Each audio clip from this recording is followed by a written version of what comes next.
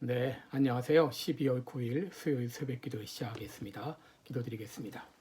은혜로우신 우리 하나님 아버지, 또 오늘도 새날이 밝았습니다. 오늘 하루도 우리의 삶을 통해 하나님 앞에 영광 돌리기를 원합니다. 우리의 삶을 인도하여 주시옵소서. 어렵고 힘든 가운데도 하늘을 바라보며 믿음으로 이 어려움들을 헤쳐나갈 수 있도록 인도하여 주옵소서. 이 시간도 여러 나라에서 복음을 증거하고 있는 우리 모든 선교사님들 한 분 한 분 오늘도 붙잡아 주옵소서. 영육 간의 강건함으로 함께하여 주시고 이 어려움들을 잘 헤쳐나갈 수 있도록 인도해 주옵소서. 감사드리며 예수님의 이름으로 기도드리옵나이다. 아멘. 네, 찬송가 384장입니다. 나의 갈 길 다가도록 예수 인도하시니. 384장, 예전 찬송가는 434장입니다.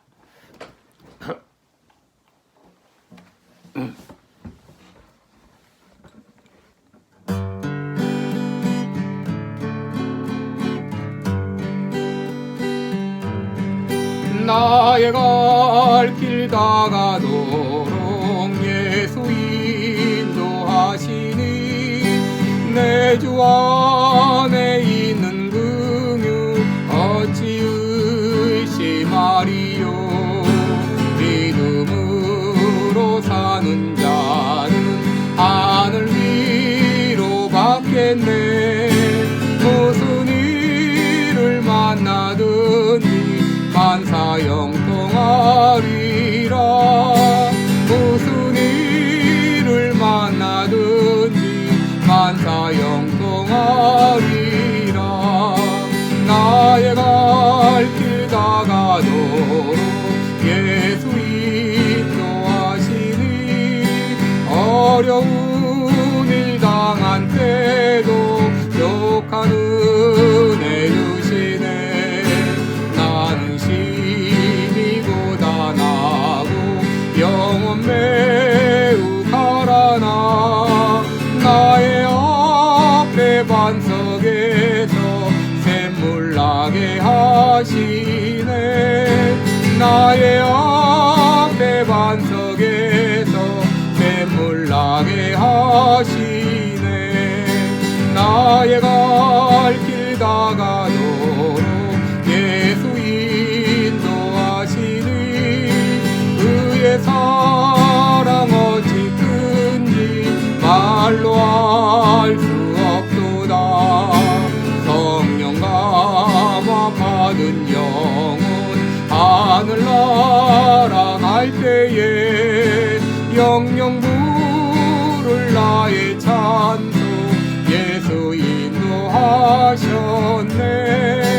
영영 부를 나의 찬송 예수 인도하셨네.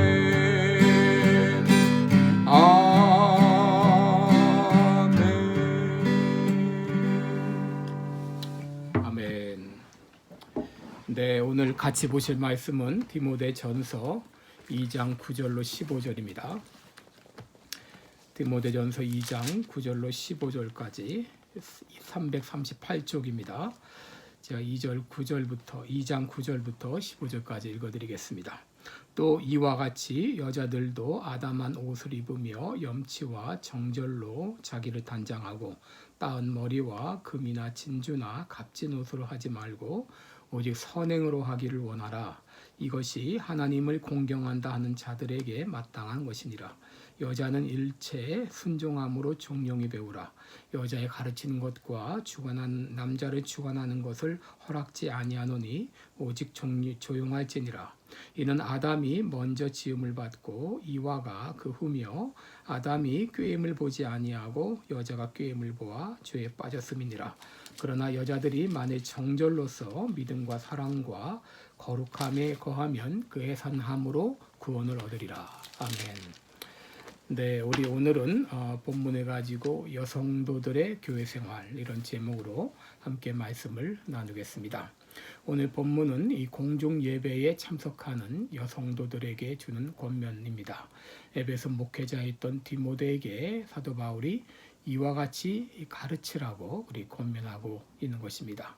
우리 오늘 본문은 이 두 가지를 말하고 있는데요. 첫째는 공중 예배에 참여하는 여성도들의 옷차림과 외모에 대해서 말하고 있습니다. 9절을 보시면 또 이와 같이 여자들도 단정하게 옷을 입으며 소박함과 정절로서 자기를 단장하라 라고 말했습니다. 여러분, 단정한 옷차림을 하라고 하는 것입니다. 우리 개역성경에서는 아담한 옷을 입으라 그랬는데요. 우리 한국 사람들은 아담하다 그러면 딱히 설명하기는 어려워도 어떤 의미인지는 잘 알 것입니다. 이 단정하다 이 말은 헬라어로는 코스미오스라는 말입니다.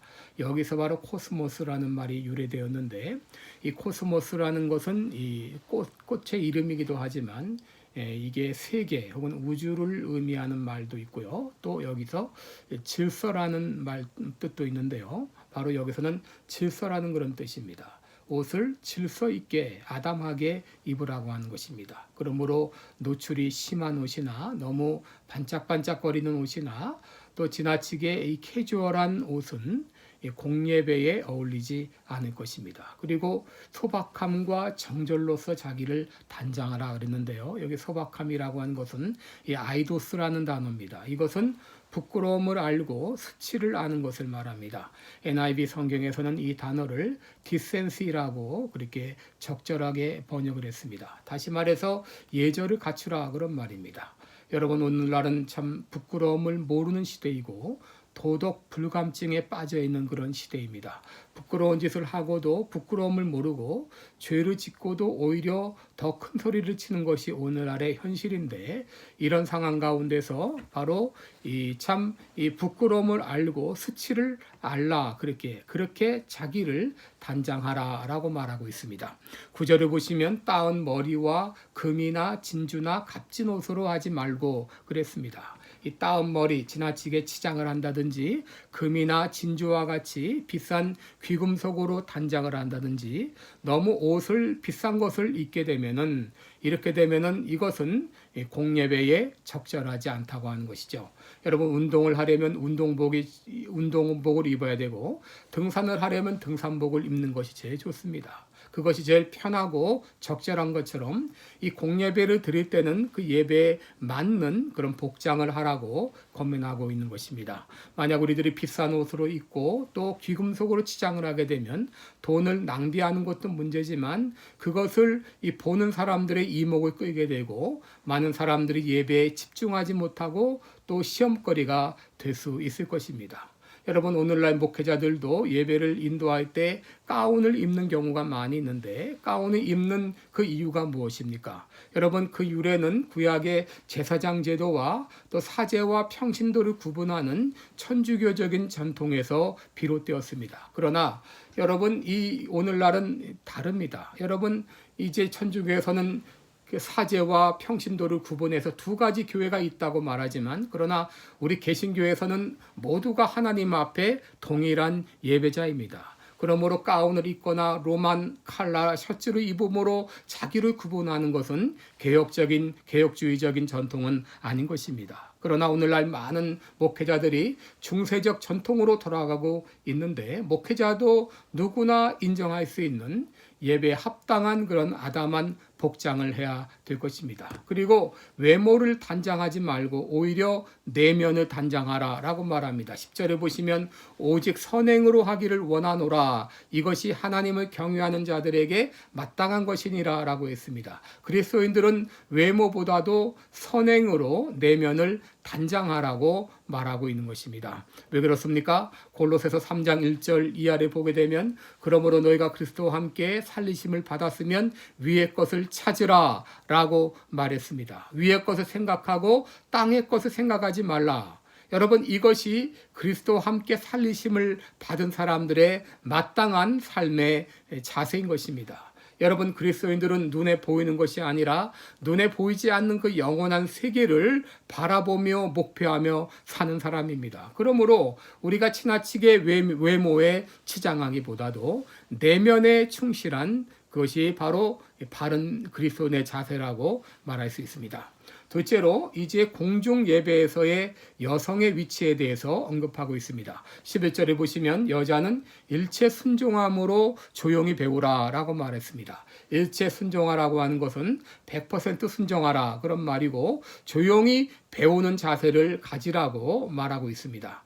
그리고 12절에서는 여자가 가르치는 것과 남자를 주관하는 것을 허락하지 아니하노니 오직 조용할지니라 라고 말하고 있습니다. 여러분, 이 구절은 여자에게 가르치는 위치와 다스리는 권세를 허락하지 않는다는 말입니다. 이 말씀에 의거해서 개혁주의적 보수주의 교회에서는 여자에게 목사직과 장로의 직분을 주지 않고 있습니다. 바울은 그 이유를 여기 두 가지를 말하는데, 13절에 보시면 이는 아담이 먼저 지음을 받았기 때문이고, 14절에는 아담이 속은 것이 아니라 여자가 속아서 죄에 빠졌기 때문이라 라고 말합니다. 여러분, 이 구절은 매우 논란이 많은 구절입니다. 이 구절을 창조 원리로 볼 것인가 아니면 문화적인 배경으로 볼 것인가, 여기에 따라서 이제 해석의 차이가 있습니다. 창조 원리로 볼 것이면 시대와 문화를 초월해서 늘 지켜줘야 될 원리일 것이고, 문화적인 배경이라면 오늘날 시대에 맞게 새롭게 적용할 수 있을 것입니다. 여러분, 여성 목사 안수를 주장하는 사람들은 이 구절을 문화적인 배경이라고 봅니다. 당시 상황에서 당시 에베소 교회에게 했던 말이라고 하는 것입니다. 그래서 오늘날 시대에는 이 구절이 해당되지 않는다고 말합니다. 그렇게 말하면서 이제 많은 교단에서 여성도 목사 안수를 주고 장로 임직도 받는 경우를 많이 보게 됩니다. 그러나 창조 원리를 볼 때 남자와 여자는 하나님의 형상으로 지음을 받은 사람이라는 그런 의미에선 동등하지만 역할과 책임의 면에서는 차이가 있다고 보는 것이죠. 바울은 그 이유를 두 가지로 말하죠. 바로 남자가 먼저 지음을 받았기 때문이고, 또 여자가 꾀임을 받아서 죄에 빠졌기 때문이라고 말합니다. 이렇게 볼 때 이 바울의 설명은 이것은 문화적인 배경이라고 보다도 창조적인 원리라고 보여집니다. 창조 원리라면 시대와 문화에 관계없이 유지되어야 될 것입니다. 개혁주의적인 전통은 성경으로부터 확정적인 지지를 받는 것만을 교회의 조직과 예배 모범의 요소로 받아들입니다. 그리고 바울은 15절에서 여자들은 정숙함으로써 믿음과 사랑과 거룩함에 거하라 이렇게 말합니다. 그렇게 함으로 해산할 때 해산함으로 구원함을 얻으리라 라고 말합니다. 여러분, 15절 9절은 참 해석에 어려움이 있는 구절입니다. 이 말을 문자적으로 그냥 보게 되면 자녀를 낳는 과정에서 안전하게 출산함으로써 신체적으로 아무런 위험을 겪지 않을 것이다, 그런 말입니다. 여러분, 1세기 당시에는 출산 시의 사망률이 매우 높았던 그런 시절입니다. 그래서 산모가 무사히 아이를 낳게 되면은 이것은 그야말로 특별한 감사의 제목이었습니다. 네, 여러분, 이 구절을 어떻게 해석할 것인가? 15절에 보면 구원받았다 이 말이 나오는데, 이 말을 14절에 나오는 꾀임을 보아 죄에 빠졌다는 말과 연관시켜서 볼 수 있습니다.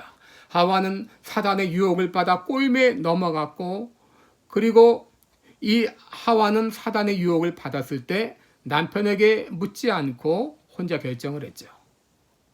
그런데 여자들이 만일 정절로서 믿음과 사랑과 거룩함에 거하면, 바로 여자의 자신의 위치를 충실하게 되면 아이를 낳을 때도 어려움이 없을 것이다, 안전하게 출산할 것이다 라고 말하고 있는데, 이 14절과 15절의 구절은 남자와 여자의 관계에서 남자의 헤드십을 인정하는 구절이라고 그렇게 볼 수 있겠습니다. 그래서 오늘 말씀에서는 공중 예배에 있어서 여자들의 그 모습과 역할이 어떠해야 되는가, 예배 드릴 때 아담한 옷, 단정한 옷을 입으라고 하는 것과, 그리고 이제 그 여자에게 가르치는 것과 다스리는 것을 허락하지 않는다, 이 말을 통해서 이제 교회 안에서 여자 위치를 우리에게 보여주고 있는데, 우리는 모든 인간이 하나님의 형상을 따라 지음을 받았다는 면에서는 다 동등하지만, 그러나 남자와 여자의 기능과 역할은 차이가 있다고 하는 것을 오늘 이 말씀을 통해서 다시 한번 깨닫게 되는 것입니다. 그래서 이제 남자는 남자로서, 여자는 여자로서 이 교회 안에서 혹은 가정에서 자기의 그 역할을 잘 감당해야 되겠습니다. 기도하겠습니다.